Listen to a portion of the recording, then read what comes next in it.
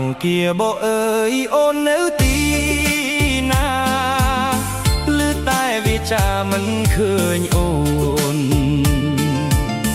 អូនឲ្យបងចាំតែអូនបាត់សូនពុំឃើញរូបស្ងួនអូនខឹងរឿងអ្វី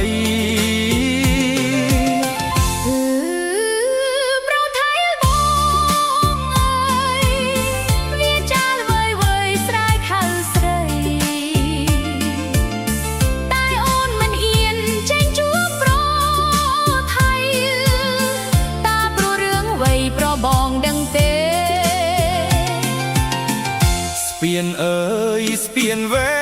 ងស្ពានវែងដែលយើងតាក់តែងក៏សាងទុកយើងនាំគ្នាឆ្លងជ្រកក្រោមលុបសុខស្ពានយើងសាងទុកជាស្ពាននិស្ស័យខ្លួនអូនជាមនុស្សដូចគ្មានស្រ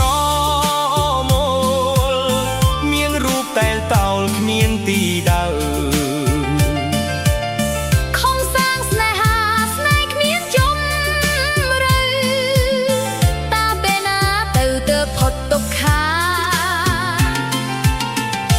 ទុកអីទៀតហើយប្រលឹងឬមួយអូនខឹងនឹងរៀមរាបងភ្ញាក់ថ្នមអូនមិនកប់ចិនដា